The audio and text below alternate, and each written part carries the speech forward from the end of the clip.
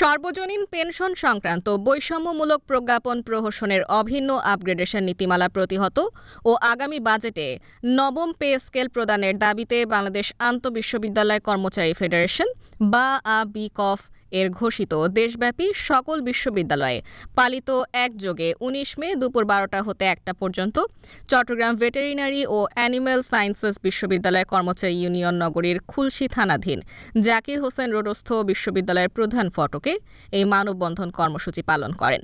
সিভাসু কর্মচারী ইউনিয়নের সাবেক সভাপতি জুয়েল মোহাম্মদ বিল্লালের সভাপতিত্বে আমাদের আজকের এই প্রোগ্রামটি আপনারা ভালোভাবেই জানেন বা আপনারা অবহিত আছেন।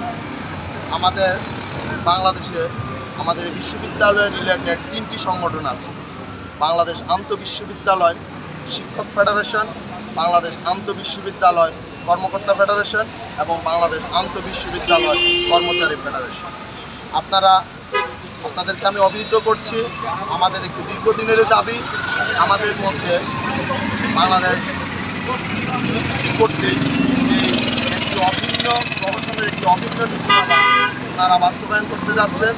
তো সেগুলো প্রতিহিত করার জন্য আমরা 3 সংগঠনের পক্ষ থেকে আজকে বিগত দিন যাবৎ আমরা সরকারের কাছে বিভিন্ন শান্তিপূর্ণভাবে কর্মসূচির মাধ্যমে আমরা আহ্বান জানিয়ে আসি।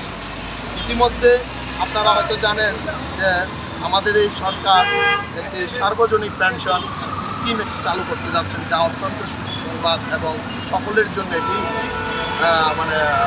সুখমর একটি বিষয়।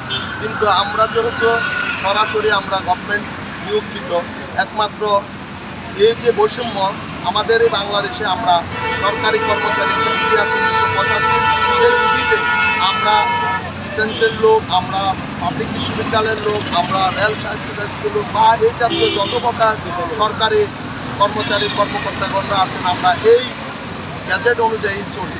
কিন্তু ইতিমধ্যে কিছু সংখ্যক প্রতিষ্ঠানকে সরাসরি ওনারা পেনশন পাবেন আর আমাদেরকে সার্বজনীন পেনশনের আওতায় আনছে। আমরাও সেটি আমাদের চট্টগ্রাম ভেটেরিনারি ও অ্যানিম্যাল সায়েন্সেস বিশ্ববিদ্যালয় কর্মচারীর উদ্যোগে মানববন্ধন নয়, এটি আমাদের কেন্দ্রীয় একটি ঘোষিত কর্মসূচি। আমরা সেই মানববন্ধনে অংশগ্রহণ করে সেই মানববন্ধনকে বাস্তবায়ন করি।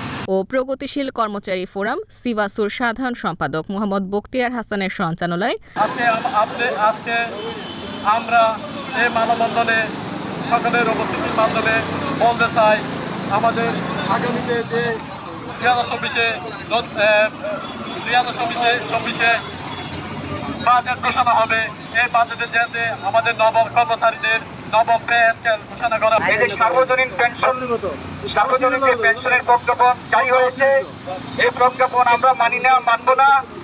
এবং আমি আরো আহ্বান করতে চাই, আমাদের এই যে 2024-এর যে বাজেট হবে, এই বাজেটে আমাদেরকে নবম পে স্কেল প্রদান করার জন্য আমি সবিনয় অনুরোধ করছি।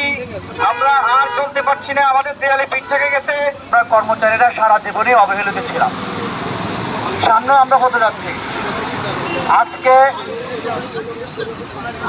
আমাদের কর্মচারীদের যে দাবিগুলো, সেই দাবিগুলো আমরা উত্থাপন করতে চাই। আমাদের জননেত্রী শেখ হাসিনা, আমাদের প্রধানমন্ত্রী, ওনার বরাবরে জানাতে চাই যে আমাদের কর্মচারীদেরকে আর অবহেলায় রাখবেন না। আমরা এই দেশের জনগণ আমরা সচল রেখেছি আপনার কাছে বাংলাদেশের অর্থনীতি, বাংলাদেশের সর্বোচ্চ আপনার কাছে কাজকর্মকে আমরা সচল রেখেছি।